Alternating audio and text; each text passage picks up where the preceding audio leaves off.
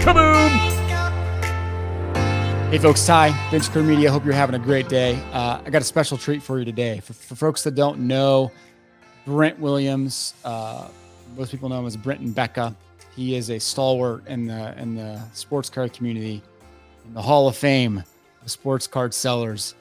If you probably bought something from him on eBay at some point in your tenure in the hobby, because he sold sets and player lots for, again, 20 plus years. He mentioned this in the interview, and this is the third time I've interviewed him, but today he was talking about how he, on average, was opening about 700 cases a year for 10 years straight. He was opening crazy amounts of cases, sending out and selling sets and providing that to the community for a long time. And we talked today because over the past year, he's essentially kind of been pushed out of the hobby. Pushed out and not so because of misaligned views or some sort of incident, but mainly because distributors they're able to sell prices higher. And there's a long list of people waiting outside the door that want to pay higher prices for product, and distributors are not willing to appease a guy that's been sticking with it for 20 years and buying 700 cases a year. So it's a shame, right? And it's, again, kind of goes back to what we've talked about in so many other episodes about rising prices and how it affects so many other things that you don't see. But we talk about why that happened, his thoughts on the hobby, thoughts on Fanatics and Topps. We talk about set buying, if that's if that's the end of an era. And we talk about so many other things. I learned a lot more about Brent today, including his infatuation with his new infatuation with sneakers. Certain types of sneakers, and also his infatuation with board games, which I am also a fan of. So anyway, it's a great conversation. I think you'll really enjoy it. Before we dive into that, though, check out Card Hedge, sponsor for today's show. Click the link in the show notes or right up there in the corner. If you want to track prices on any of the top cards in the industry, and you want to track them across all the different grades for all the grading companies, and you want to do it not just from eBay, but also from other platforms like Golden Auctions or MySlabs, go check out Card Hedge. You can check it out for a week free, super easy, or you can just pay the $15 a month. It's a no-brainer. It's they do a great job. They update prices, every 5 to 10 minutes on nearly every card. It's a great way to track your portfolio, or just go look at prices if you want to get good comps really fast. So anyway, enjoy the conversation with Brent and have a great week. Brent, how you doing, man? I'm doing well. How about yourself? Awesome. Doing awesome. Well, it's good to see you feeling again. Healthy. Yeah, good to see you too. This is a new room. I haven't seen this room. What am I looking at here? Do I see board games or boxes back there? Yeah, board games. Or you have to turn the opposite way. I forget. I was sitting outside, but it was getting toasty and a lot of flies, and so I thought, I hope the dogs don't bark or interrupt us, but I'm in a sealed off room. It's my theater room. Shoot. Now I'm moving awesome. the wrong. Look at you got a projector going. It's like a whole movie theater in there. Yeah, it was designed to be a theater when I built it 20 years ago, but it's turned into our board game room for the most part, and cards left. There was never supposed to be any cards in this room, but they have taken over. So yeah, funny how that happens, right? Yes, yeah. When you open hundreds of cases. Yeah. So yeah, we're not much. I should say we're a board game family, but we're not like we know all the cool board games. But we did get a game called Seven Wonders about a month ago, and me and the boys have been super hooked on it. What's kind of your go-to board game as a family? Well, I have crossed over the 1,500 game mark. Oh, so I don't really have a go-to game anymore because we play a lot. That's all I'm doing since I'm not into the cards as much. But man, I don't know. With the kids during COVID, with them being out of school and stuff, I've had this game for a while, but it's called Arcadia Quest, and it's kind of like a dungeon crawler campaign game that we battle each other, but we also have common goals that we have to achieve, and we really enjoyed that. But I mean, we have Seven Wonders, great game, and all the expansions. There's a lot of expansions, and we like party games, strategy games, you name it. 1,500 games. That is, The I don't even, the that's just insane. the problem with me, as anyone will tell you, is I'm a collector and I can't stop. So in this room, and I whether it's Disney, baseball cards, Funko Pops, board games, once I get into something, for example, I don't know, are you familiar with the shoes Hey Dudes? No, I'm not. Okay. They're apparently the number one selling shoe this year. My son just started working at a shoe store recently, and he's like, man, they sold out in one day, and everybody wants them. And they're $60 a pair, and they're very comfortable. They're slip-on shoes that have strings, but the strings don't tie. In fact, they're tied at the end, so you can't really untie them or tie them. They're really cool looking. They have hundreds and hundreds of patterns on them. So the fabric is always unique, meaning it can be just a brown shoe, but there's multicolor. It's hard to explain, but they come out with, apparently they drop like 60 different patterns a week or something like this. So I saw my family for the first time in 2 years this past weekend in Branson, and my brother was wearing some, and I was like, oh, my son has told me about these, and I saw them. I was like, those are amazing. So I went through all the Branson shops, and I got addicted and went online and ordered. And I'm not a shoe guy at all, but now I officially I own 22 pairs after getting my first pair on Sunday. So 5 days, 22 pairs. And we just actually, before talking to you, we just opened up an order from online. The Buckle sells them. They have exclusives at the Buckle. They had 45 exclusives that they only sell. And it's weird. It's just like collectibles. There's a drop every week. And they, at the Buckle, they were like, we can put your name on our waiting list, because there are guys that come in here and buy them, and said they're resellers. Some of these things can sell for $200-$300 a pair, after being $60 a pop. Apparently, I don't know anything about it. Haven't looked into any of that. Just mind blowing what's going on with collectibles and just everything in general like that. So sorry, this is not a shoes conversation, but No, that's how I this get is, about collecting board yeah. games, shoes. I won't. I'm stopping with the Hey Dudes. I've got to stop. I don't need that many shoes. I got to do something with them. But board games we love, and it shouldn't be. It's out of control in the board games. This room is taking over, but I mean, it's like, man, I can't wait to try the next one. And yeah, we do Yeah. like to replay them like that, but man, oh, we love this designer in this game. Let's try to get some more of those. So it is Well, what it is. in fairness, you and I both have lots of kids. Board games are such a great way to kind of force community, right? Exactly. Get them off the And so, cell phone. We can't always agree what to watch. We can't always agree what to do. And sometimes they don't not in the mood with a board game, but if I can get a party game that'll make us all laughing and stuff, especially if they're yeah, laughing at me and their mom, it's great. that's awesome. Well, I will check out Hey Dudes. I never even heard of it, surprisingly, or maybe not surprisingly. I don't know. But hearing you talk about buying 22 pairs of shoes makes me think, we got to get your card allocations back, because this is enough's enough. Exactly. That's exactly how my partner feels. Diana, who works with me, she's like, man, when you were doing cards, you weren't buying anything. Now you're just on the internet buying stuff all the time. I'm like, yeah. Oh, it's ridiculous. No kidding. Well, let's talk a little bit about the sports car world. Sure. For those that don't know, I mean, you've been around a long time. You've seen many of the cycles the last couple decades. You've broken, I mean, what would you say?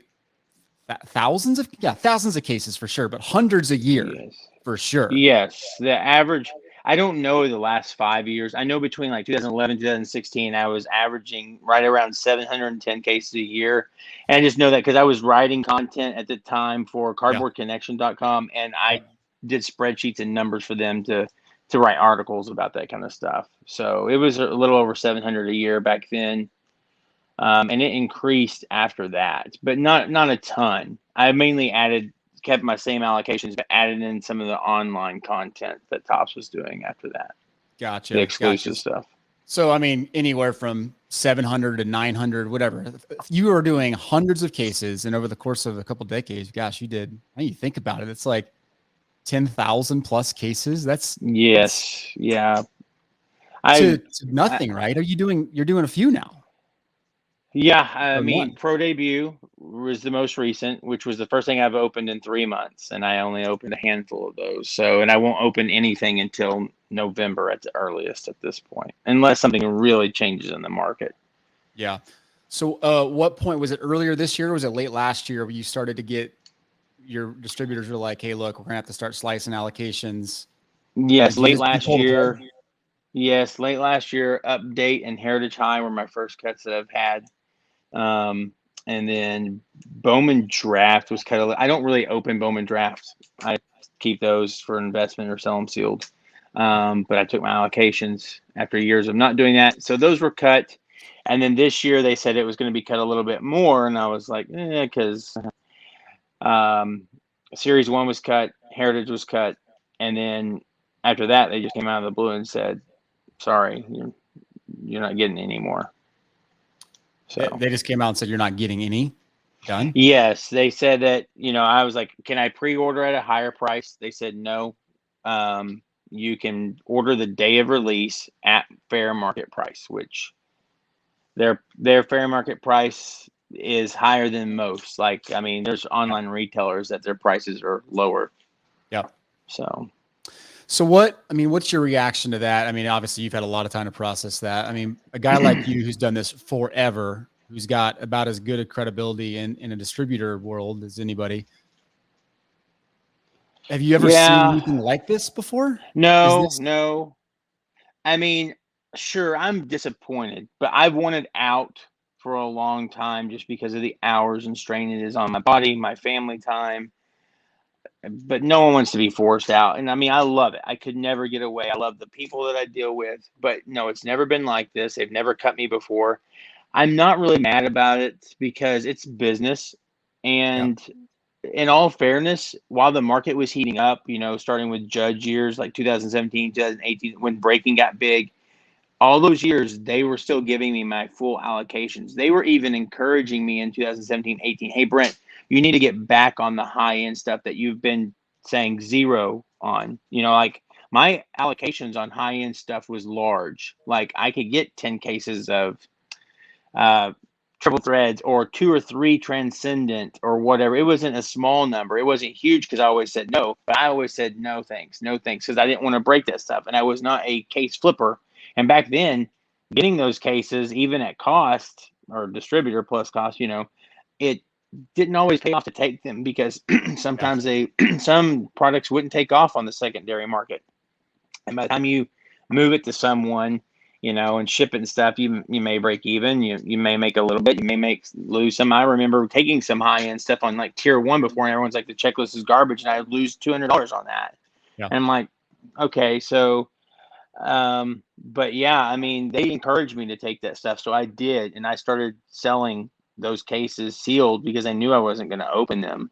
Yeah. And that was nice income because all that stuff was going up at the time. Yeah. And so, no, never seen anything like this. Never Yeah. expected this. Which it's just crazy. You talk about, like sealed wax. This is 3 or 4 years ago where we would Right. get stuff and there was no guarantee that it was going to go up in value. And I would say most of the Yes. time it was not going up in value. Correct. Which people can't, like, most of the new collectors coming in can't comprehend like that world Mm-hmm. existed, but it's Right. within reach. It's right there. We just tasted it. Why would you, if someone asks, because I think a lot of people think, okay, a guy like BrentAndBecca gets cut over and over again, it's because their print runs are kind of pulling back. And that's not the case, right? I No, mean, not at all. the issue is they know they can. There's a line of people out the door that want to buy stuff at cost Yep. or close to it, and they can make more money selling to them. Yep. Is that the moral They of the can. story? Yep. And of course, this, and Topps can sell more direct on .com now. And most of the products sell out fast. And they also sell to the, the UK.com, which is a growing market because I get those emails and see, that they have the Gypsy Queen over there and the Pro Debut over there and stuff like that as well. So, there's more and more avenues for them to sell their own product as well. But I mean, mostly it's a distributor thing. So, Yeah. Yeah. What, I mean, you have hundreds and hundreds of clients. You've sold sets to so many people over the years that rely on you for sets. What's been kind of the consensus, the feedback that you've gotten from people? Are they just frustrated with the market as well? Or they, I mean, what are Yes, they not one saying? person, not one person was upset with me personally, which Yeah. was good. Which I didn't really expect, but you never know. Yes, most of them were like, "Yeah, I can't believe this market. It's insane." Because everything is costing them more too. Yeah. I was always fair with my people. You know, if a top set costs this much, it costs as much a team set. Sometimes those would fluctuate due to the rookies in them or something, but um, I did reach back out to some of them with pro debut. Of course, not all of them collect that being a minor league product, but they just were telling me how difficult it was for them to even get the sets that they wanted from Series 2 or Stadium Club and stuff. And I apologize. I'm like, yeah, I even looked at some of those products like Gypsy Queen and Stadium Club Yeah. because I know the print runs. I would go on eBay and search, and there was hardly anybody selling full sets. I mean, like one or two sellers sold full sets of those products, not just pre-sale, but after release. And then the cards just weren't there. I'm like, where is all this? I know when I sold Pro Debut, or even, well, I can touch on that too, the factory sets. Um, there was not very much competition, and I know the print runs. I can see the odds on the packs. But like Yeah. for example, the factory sets, I mentioned those because they come with the hobby comes with the foil cards, Yeah. and last year they were numbered to well shoot, now I just lost my train of thought, to 221 I think, or Yeah. 229, and this year they went to 310. So that's a pretty insignificant bump up. Whereas Right. if you saw the retail sets, they're numbered to 790, and last year they were 289, and now they're 790 for the Walmart retail sets. That's a humongous increase. And so, but I was selling those foil cards on eBay, and there was no competition. Like for a month solid, I was the only person that had a Mike Trout listed. And I'm like, it's a Mike Trout. You know, people are going to list that card. And it Yeah. wasn't just him. Like I was the only person that had the Acuna, and I was just like, where are these people?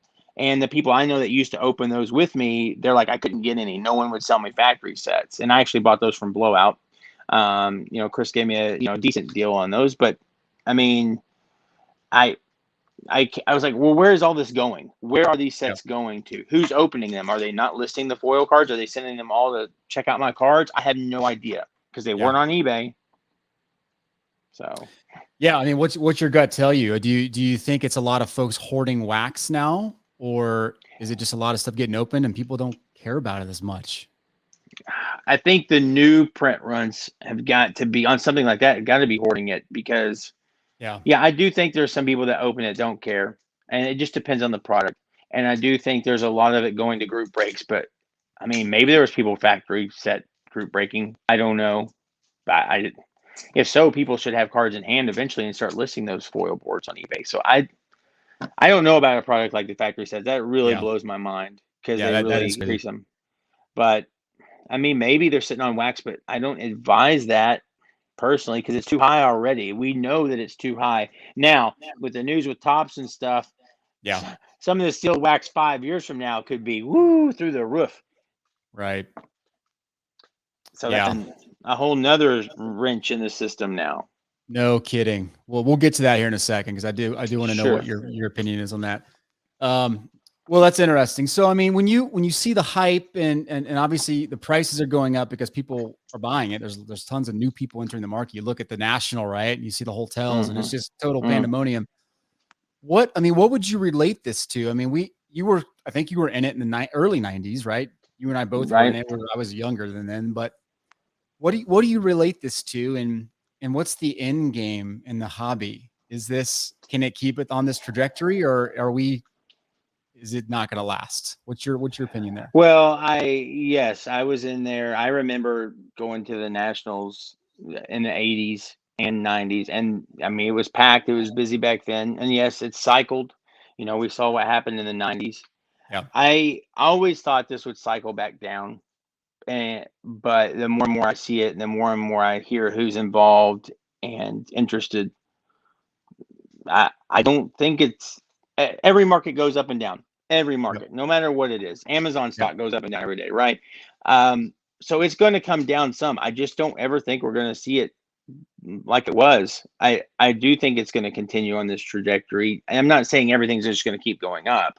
Yeah. I just don't think there's going to be a new bottom, Mm. and that's hard to swallow for a lot of true collectors that have been around for 15, 20, 30, 40 years. A lot of the Yeah. clients I deal with are in their 60s, 70s, and 80s, and they'll tell you every email, I have every top set going back to 62, every one since 57 or whatever, and it's hard for them. They want to get their top set for 30, 40 bucks, and they have to pay 100. To them, that's mind boggling, for all the series or something. But yeah, I don't think it's gonna, as long as group breaking's around, and you know I don't see Hmm. it slowing down. Wow. But I'm That's happy for interesting. the hobby. I'm happy. I mean, I'm not happy for the people that I've known my whole life, Yeah. because they're going to have to do something. And a lot of them told me they're done. And I believe the people that are the elderly people, I believe that they're going to say they're done, especially when the new stuff comes out. But Yeah. the younger people like me that have that collecting, they can't stop or control. I mean, it's hard to say no to stuff. It really is. And the fact that if this top thing, I know we'll get to that, but if it's a finite thing, they like, okay, there's not going to be any more top sets after whatever year, to them, they might say, I'm going to go until then. I've heard that from a ton of people all of a sudden. As Mm, soon as that yeah. happens, I'm done. I'm out. I don't know if they will be. I Hmm. believe most of them, but, you know, so we'll see. I mean, Yeah. That is a constant. I feel like I'm hearing that too. A constant theme from the purist. It's mhm, I'm not ready for another change. I'm just not yeah. ready to deal with that. But yeah, you're right. We'll see in 2 or 3 years when whatever Fanatics does with brands. What was your reaction when that news came out? Was it kind of a negative? Oh I crap. was, yeah, immediately sad. Yeah. It sounds silly, but Topps has been around forever. They are baseball cards. I'm Yeah. sad for those that collect. I'm sad for me. I collect. Um, but then, I mean, this is silly. Taking it personal, I immediately thought it's kind of a relief, because here I am in the back of my mind knowing that I'm out. But there's always a chance, like, oh, next year the market could go down some, and maybe they'll come knocking on my door. Hey, we need someone to take these cases. And Yeah. it would be so hard for me, even though I'm very happy right now, it would be hard for me to say no, because I could easily get my people that sell to back, because especially hearing their struggles this year. And I mean, it would be fun to do that some more. And I love cards. I love doing it, but it gave me a relief in saying, like, this was a sign, Yeah. this happened. And now without Tops, because the Fanatics model, who knows what that's going to be. But if it's like we think, and it's, no distributors perhaps, and maybe there are, the prices are going to go up no matter what. They have to, in order for Fanatics to make money. Yeah. They've paid too much money. They've always sold stuff on their site for a little bit more, or their blasters Mhm. and stuff sell for more. They're not dumb. The market, they're going to be able to cater to these people that are on the higher end of things, that, Yeah. are used to this stuff. So I am sad. I was, again, relieved personally, because I was like, okay, this is a sign that I don't need to get back in. I need to pursue something else. Yeah. And because I'm not excited about Fanatics, and they may do wonderful things, and I hope that they do. I'm not wishing anything like that, but their contract is very long term. Yeah. And, I wish them and the hobby growth, and I'll still be around, but I don't know if I'll follow it as much. Because, like Panini, if you ask me about Panini stuff, I know nothing about Panini stuff. I've never gotten into the non-licensed, and I realize that Fanatics will Yeah. be licensed, but I am more of a traditionalist purist, and they could, who knows, Fanatics could buy Topps, use the Topps name, make the same stuff, but it's going to be different if it's not the same team. They're not going to just say, let's just make it Yeah. the same way at the same price point. There's no way. I'm sad for stuff like Heritage. I Yeah. love Heritage. Yeah. What's going to happen to stuff like that? I don't Agreed. know. Yeah. Agreed. Opened some boxes with of Ginter the other day with the kids, and I'm thinking, man, a couple years from now, Mm, if we don't have Ginter or Heritage, it's a sad day in sports cards it for is. me. It is. Yeah. Yeah. I mean, when you think about new folks coming in, and if someone came to you and said, hey, Brent, I want to get into sports cards, not just as a collector, but I'm going to run a business. Where would you point them to in terms of opportunities? What would you say? Hey, go focus on this. Is there anything that would come to mind?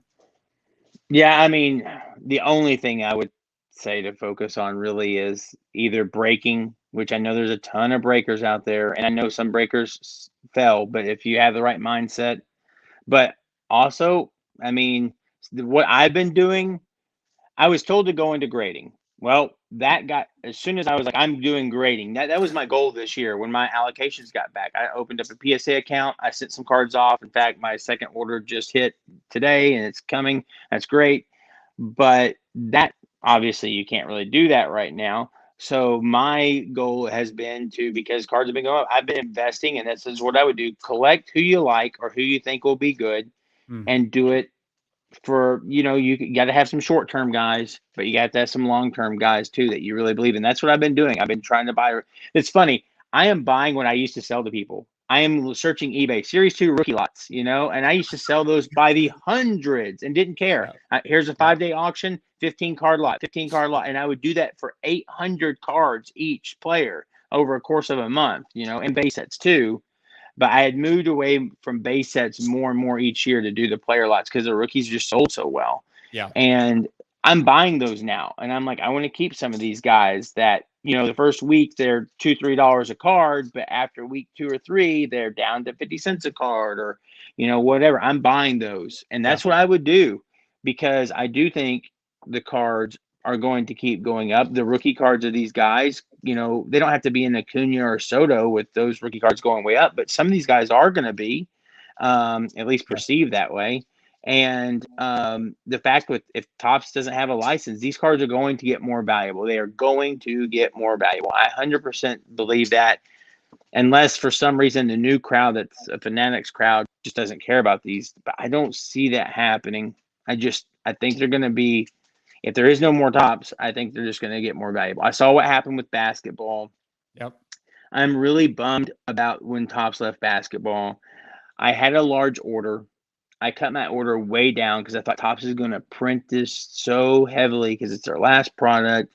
And, no one's going to want it, because all my people back then, I sold basketball. They were all like, I don't care anymore. The Topps is done. Yeah. That's what they were telling me. I cut my order back. I didn't want to be stuck with it. Boy, oh boy, why didn't I just keep my order? Because there's so many good rookies in there and so many good cards. Oh, And I don't think the print run was actually very high at all. I think it was one of the least printed Topps releases then. And I'm not saying it's going to happen now.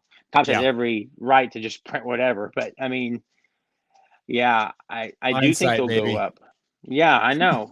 So 5-10 years from now, there's going to be good cards in these products. Yeah. So if you Well, can hold wax and not open it, good, mm, and if you can, the right products, and if you can get some singles, whether they be graded, or you grade them, or just hold them. I mean, I've always had raw cards, and I know that's not the way to go these days. So I'm very bummed I didn't get into grading sooner, but I was yeah. way too busy. I don't have time to look through 800 Bo Bichette Yeah. rookies and see which ones are grade worthy. I'm just selling. I'm not cherry picking, you know. And my thought was, and I tried grading once in 2010, but I was very disappointed because even when I got 9.5s or 9s, or I didn't get any 10s, but by the time I got them back in, they sold for less than the raw versions of those Yeah. guys did the first 48 hours. Don't forget, the first 48 hours prices are always, people on block, I can't believe these high prices the first 48 hours. And everyone's Yeah. like, I'm patient, they'll come down. And they do eventually. So, I was like, that's not what I'm in the business of. I'm in the business of getting a product in, opening it, selling it to whoever wants it, and, keeping what I want and moving on. Yeah.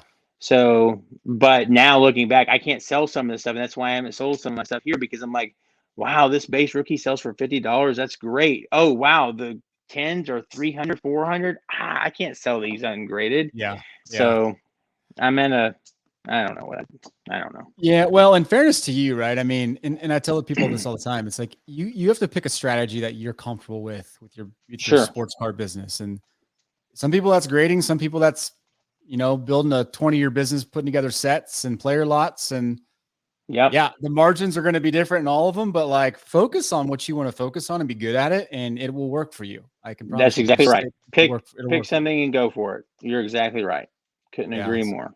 So it's easy. I'm with you. I remember for years selling base sets, and looking back, I'm like, my goodness, if I'd have just pulled some of these guys out, they sell for more than the base set themselves, right? It's like, I know. hindsight. Oh well. You made Yeah. your margin, you moved on. That was also, there's a positive to that. Right.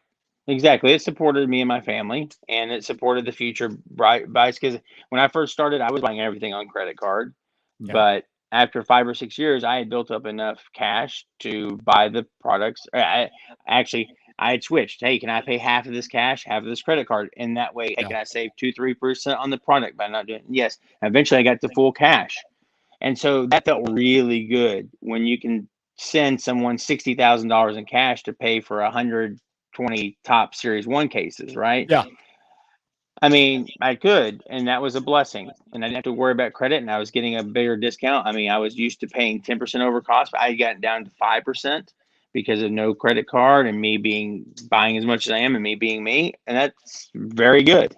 Yeah. So, Yeah. I've had plenty of conversations about this because I'm got a lot of conviction around not using credit cards as much as possible. But it's crazy. Like when you buy a product, when you spend 50, 60,000 bucks and you give them cash and you're not beholden to the credit card holder, which a lot of the new people coming into the hobby just are. Like it's just is what it is, right? They're young people. yeah.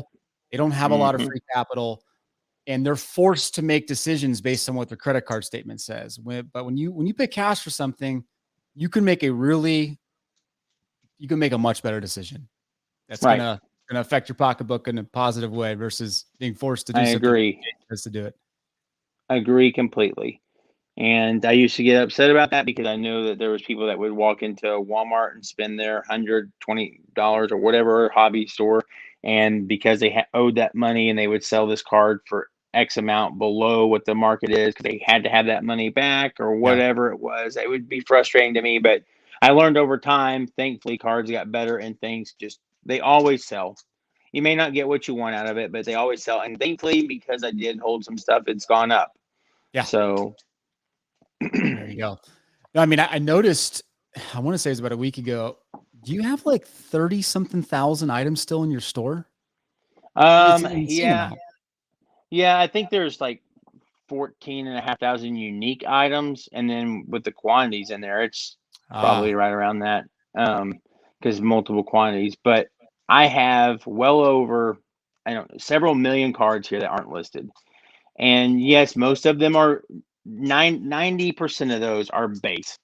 Although some of those base are good yeah. because they are rookie cards from base top series. And I mean, they may only be $1 a piece, but I still have from 2018 update, I have hundreds of Acuna rookie Sotos, Otanis, all that kind of stuff. I have, all of those. And then I have tons of golds and foils and short prints and autographs just because I couldn't sell. I mean, I got like out of update, I think I hit like 7 black autographs, number to 199 of the 1983 that year with Soto autographs, and I would sell one at a time slowly, and I still have like 4 of those things. So I've got some stuff that's nicer, Yeah. and I have my PC, which some of that stuff's nice, and then I have my Jordan collection, which I started before selling in the 90s. So that's been nice. I just really wish I had sold my PSA 9 rookie 5-6 months ago and then rebought it. No, I no never wanted kidding. to part with the thing, but it was up to 100K, I think, and now I think they're Oh, like 20 or something. my So goodness. My goodness. Yeah, that was a fun tale to follow for a few months there.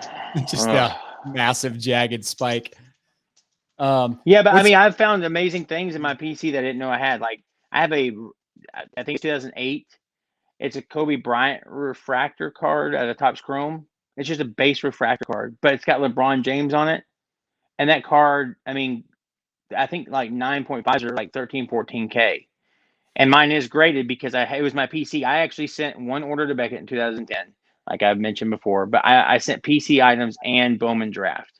It yeah. was thousands of cards. So I got lucky on that. It's a base refractor selling for those prices, and I'm just like, I didn't even know I had this kind of stuff here. And it's like, Wow. uh, Wait, it's crazy what's happened. is your thought grade that stuff and sell it while there's a massive peak still, or is it there's no rush? You just feel like the market's so strong, you're going to be just fine. Well, yeah, I mean, I don't think I'm going to be just fine. I do think that stuff has been fluctuating like crazy. Yeah. I do have that card listed because it's a base refractor, people. I mean, it was a $5 card for a decade.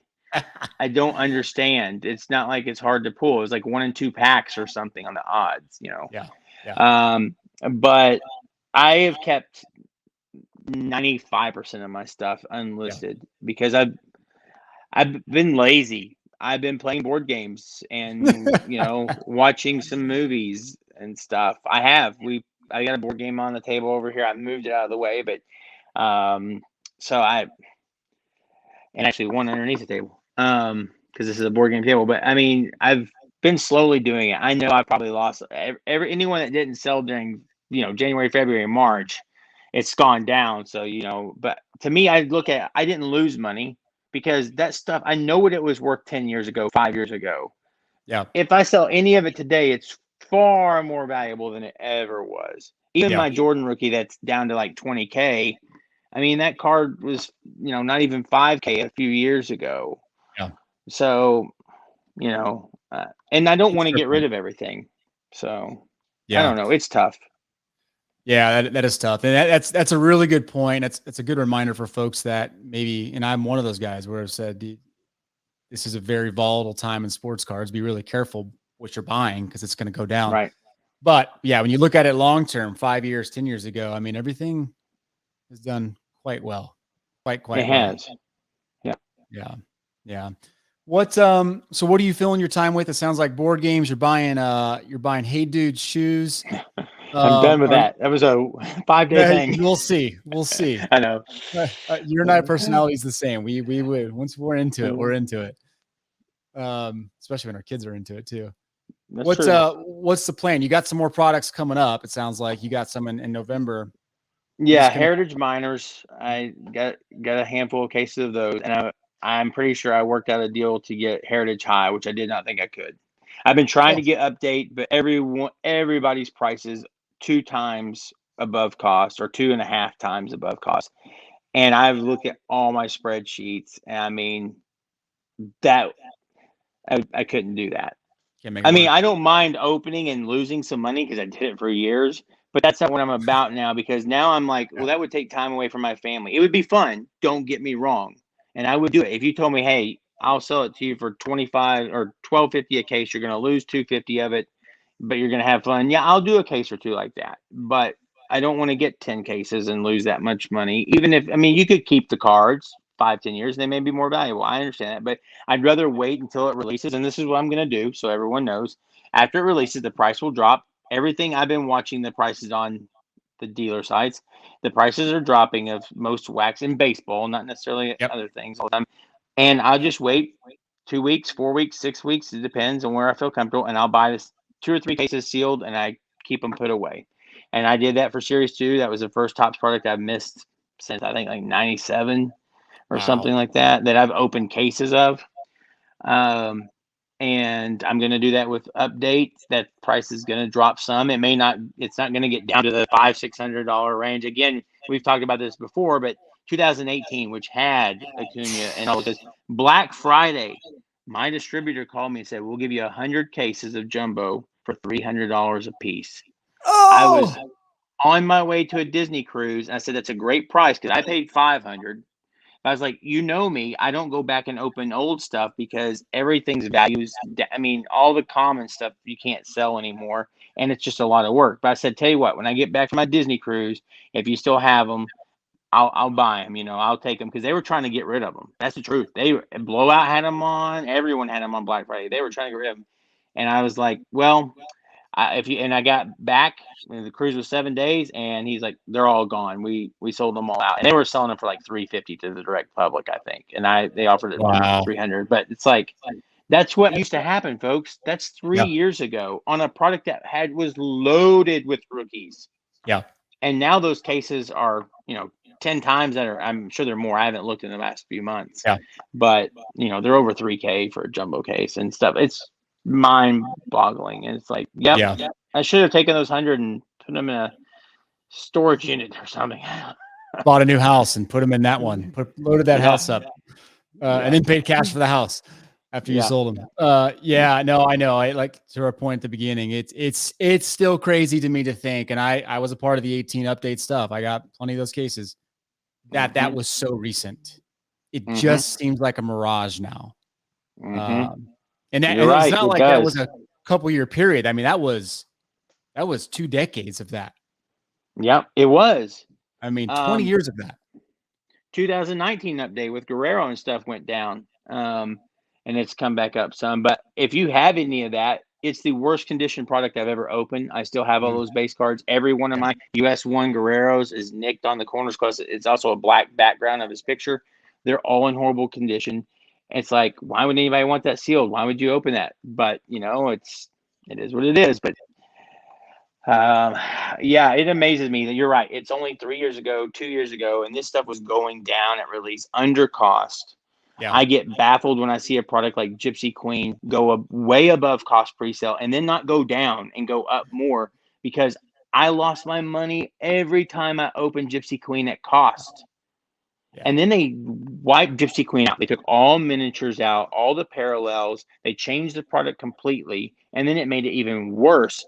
And the classic relics and stuff. And I was like, that was one product I loved, but they killed it. And it just baffles me. Like, no one can open this and expect to get their money back. But yet it goes up.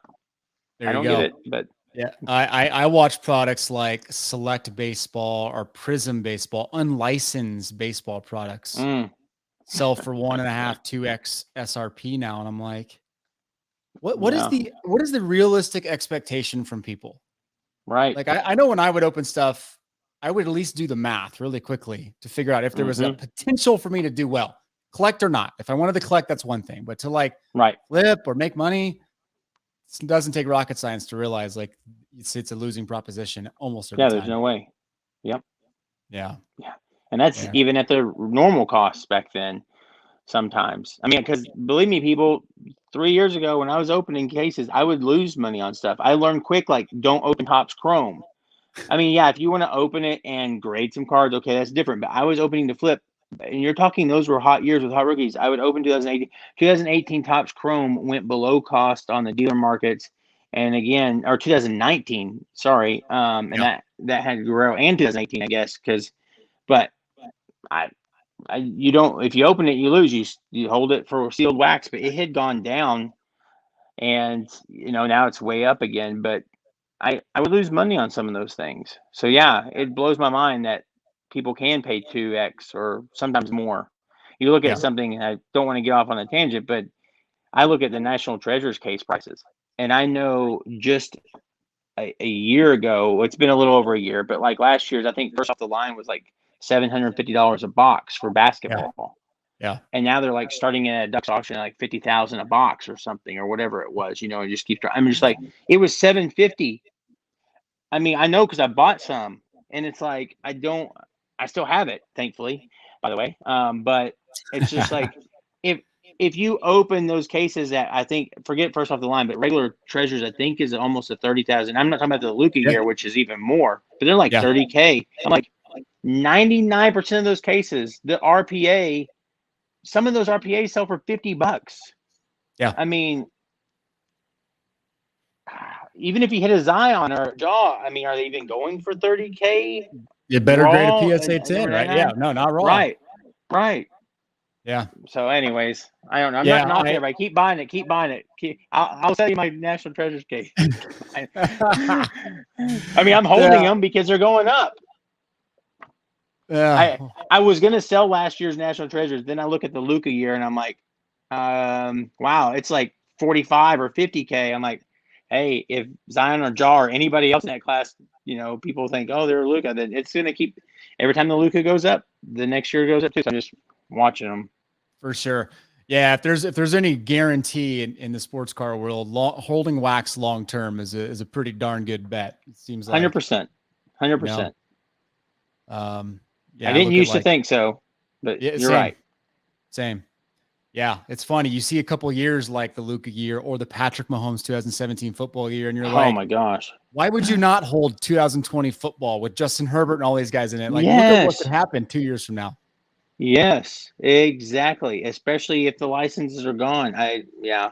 Let me ask you this last question, and this is something we've talked about on our show a couple of times.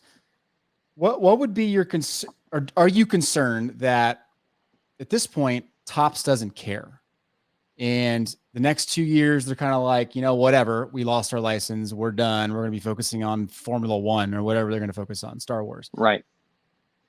And they just print the snot out of products for the next 2 years. One, do you think that's a legit possibility? And two, what does that do to the hobby if it just totally goes to watered down mode? Is that something that we can handle? Personally, I'm not concerned about that. The main reason is, and this is from me knowing some background stuff, the printers can't handle that. As we've seen, Topps is catching up to release dates. Topps would have to get multiple more printers on board, which I'm not saying they can't, but it's not the easiest thing to do. The logistics of it, printing that much and getting it packed up and shipped out would be hard because Panini uses the same printers and stuff. And I know Topps has been doing some overseas printing this year and stuff like that. And we've seen quality control issues. I don't think that's a huge issue. Are print runs going to increase? Probably. They do every year anyways. They should. The demand is there, right? So why shouldn't they print more? It's not like, if wax starts dropping or blasters start being available all of a sudden. But I'm not, because I know the people that I've talked to, they can only do so much. I mean, there's just so much they can do. Now, I'm not saying they won't go up a lot. There's been, people forget, I mean, like Heritage last year went up like 50% or something, and that's horrible news for someone like me. But yet people ate it up and it's still going up. It's like, that's a huge print increase. I never want anything to go up above 10% year over year. And there was times where it didn't, or it didn't go up at all, and that was great. But those are big jumps. So it could, but I also think Topps has got their hands so many things like the online stuff. Yeah. I think, and they're continuing to push more of that and increase more of those print runs and more products. My concern has never been the print run. Now, it used to be. My concern is there are so many products out there. There's going to eventually be 5 years from now, 10 years from now, where half the products people may not even care about. They're like, these are the best cards. These are what we're going for. And these other ones aren't worth as much or looked at or graded or whatever. Because I know people are like, I've talked to Topps about this in the past. And like, oh, our print runs are nothing like it used to be in the 80s. Okay, fair enough. But you made one product. You're making hundreds of products now. And if you add all those print runs together, you're telling me it doesn't come close to the 80s, because that's what they always say. It doesn't even hold a candle. It's not even close. I'm not talking Series 1 versus 2000 or 1988 Topps. I'm talking from Series 1 down to, Bowman's Best or whatever's the last product to come out of the year. There's so much stuff printed. Guys have 100 different rookie cards every year, and then there's parallels and stuff. So that would be my more of a concern long term. But no, I'm not concerned. They're free to do what they're going to do. I do think that they care. I think they have to. I mean, people are going to do their jobs. They may not get innovative or anything, and the print runs may go crazy. I mean, again, there is demand there, so I can't blame them. But from what I've been told, the logistics doesn't make sense. And I know things are getting better with COVID, so more and more workers are there. But I mean, we look at what's happening with the shipping in China and all this stuff. Everything's getting behind, and they're not catching up. And then who knows if more? I don't know if we'll have any more shutdowns or lockdowns. But if anything like that happens or something, that's going to delay it all again. So I won't take that out of it. I just know the logistics of it. I don't think it's possible for them to. Yeah, that's a really good point. And I hear it all the time, kind of the chatter behind the scenes, whether it's Panini having, employee issues, or I heard someone lost a finger on the printer, and so it shut down things for a couple of weeks, or they couldn't get the foil or the whatever they need for the the chrome card. Supply issues. Yeah, like that's a very fair point, and what could potentially make sure that we don't see like astronomical print runs. Right. Not to mention, like you said, I mean, they're going to print a ton, but 2 weeks later they have to start printing the next product. Yes, they do. Yes, they do, and that's the problem they've run into. I don't know if they've run into. It's not a problem for them, probably, but yeah,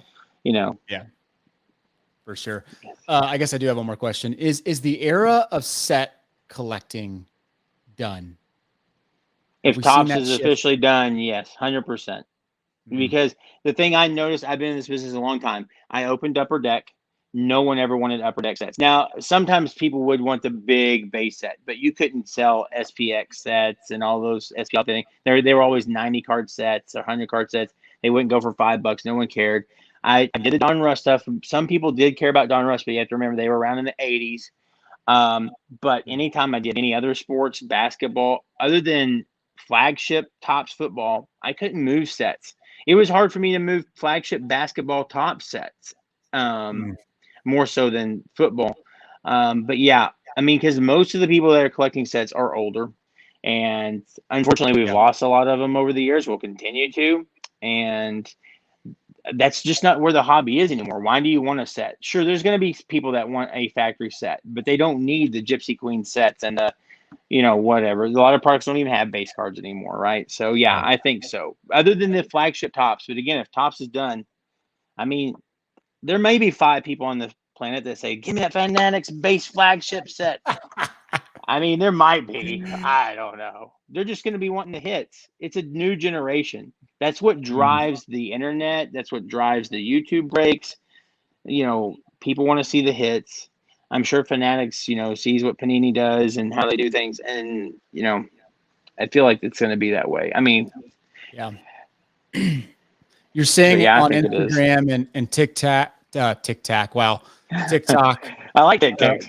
Yeah, me too, actually. Probably need one. You're saying those things don't show real well? The Instagram photos of a brand new set that's not real hot these days? Yeah, not real hot. No. No, people will break it up to take the rookies out or grade them or whatever. And I started moving that way, and I hated it because I am a purist and a completist, and it broke my heart. Like, there's sometimes you would open, well, about master sets. It takes 10 cases of flagship to make this one master set, right? I started when I got cut from 100 cases down to 10 earlier this year, instead of making that master set, I was like, I'm just going to sell every insert individually for $3, $4, $5 a pop. I made that master set. I calculated on a spreadsheet. It made like $4,500 for the master set, where I could have sold the master set for like $600 on eBay.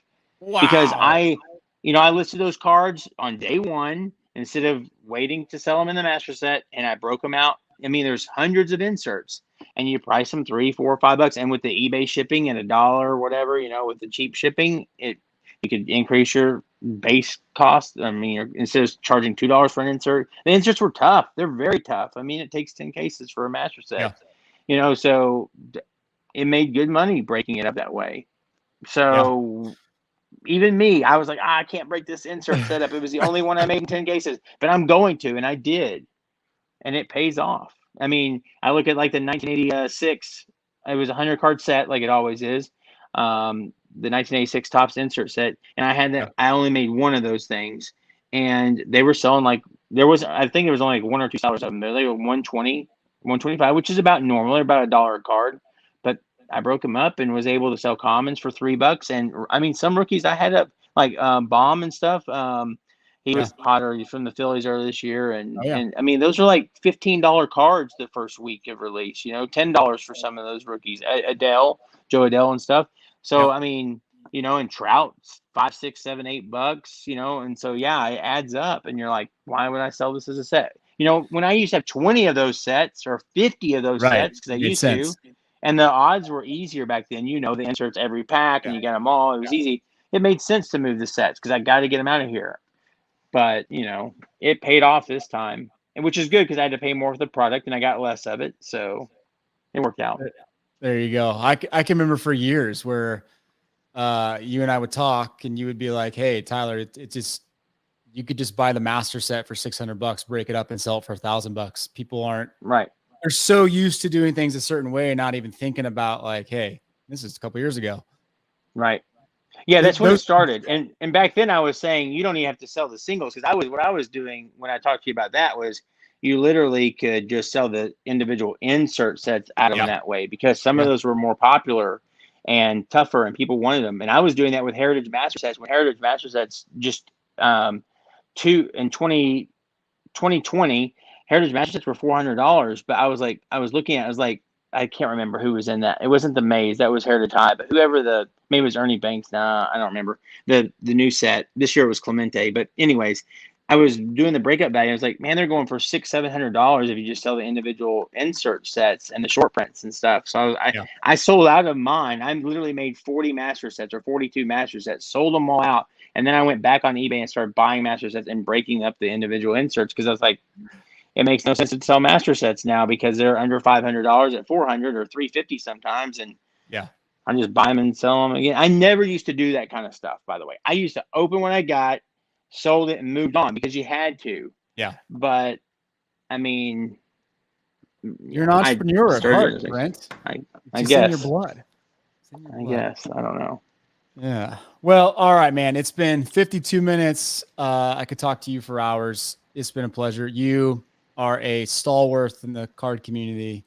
I appreciate you. I know people love hearing from you. Hopefully you get to stay ingrained a little bit, at least over the coming year.